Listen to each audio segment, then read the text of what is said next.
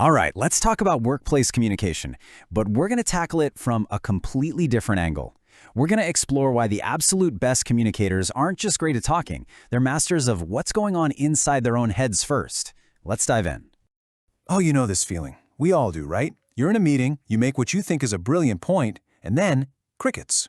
It's like your words just floated off into space. That exact frustration is why we need to flip the script on how we think about communication. Because here's the big secret.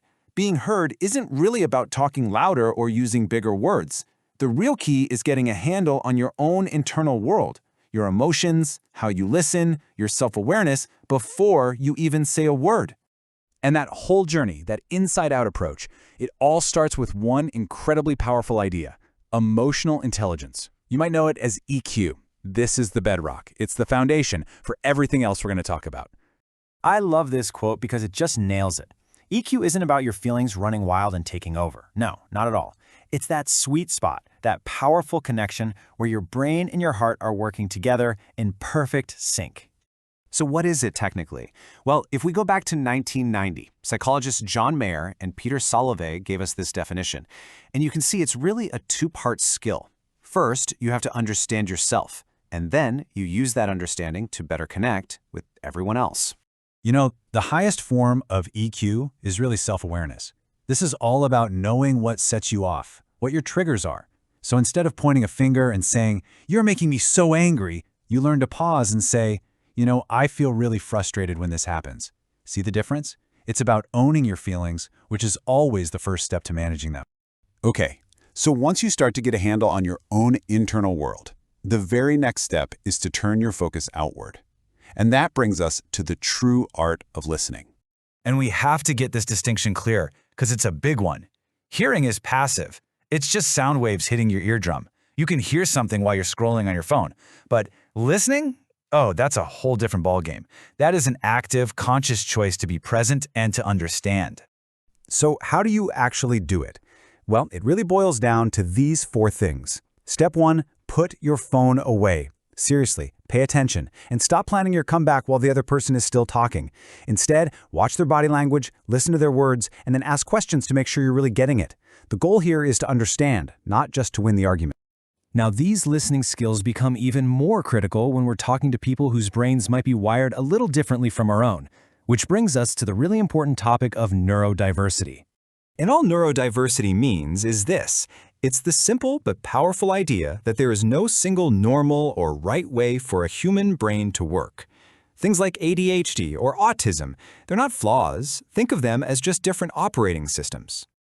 Let's make this real. Meet Sarah. She's amazing at her job. But those fast-paced team meetings where everyone's talking over each other, they're a huge source of anxiety for her. Why? Because she needs a little more time to process what's being said before she can formulate a response.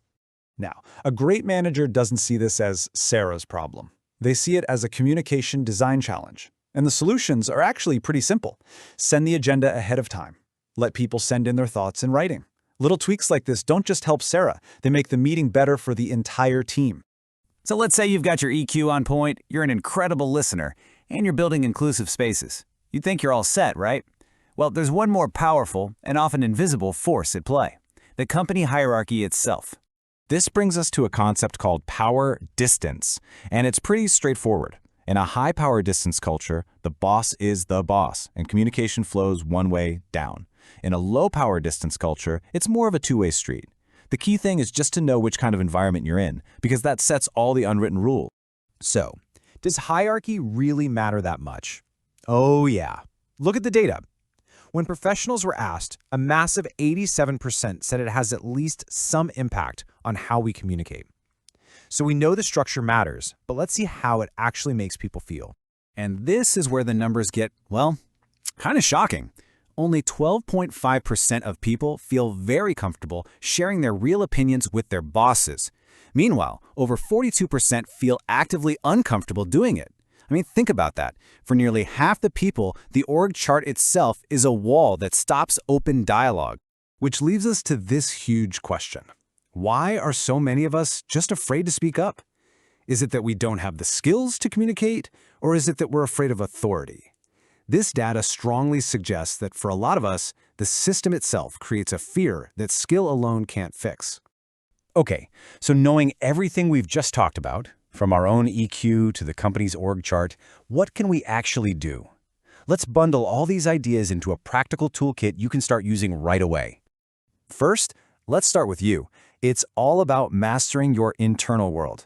Figure out what pushes your buttons, practice being present, and work on creating that tiny bit of space between a trigger and your reaction. Okay, next up, your interactions with other people. Double down on that active listening we talked about. Be real, be authentic, but also be smart enough to adapt your style to who you're talking to. Remember Sarah? Being adaptable is a communication superpower. And finally, let's zoom out to the team level. This is where you can change the whole system. Whether you're a leader or a team member, you can push for more clarity, give better feedback, and most importantly, help build a culture where that tiny 12.5% of people who feel safe speaking up turns into 100%. So, when it all comes down to it, mastering communication isn't about some big, grand gesture. It's a chain of small, conscious choices you make every single day.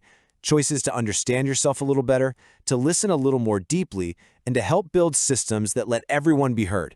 So I'll leave you with this. What's the one small change you can make tomorrow to build a bridge instead of a barrier?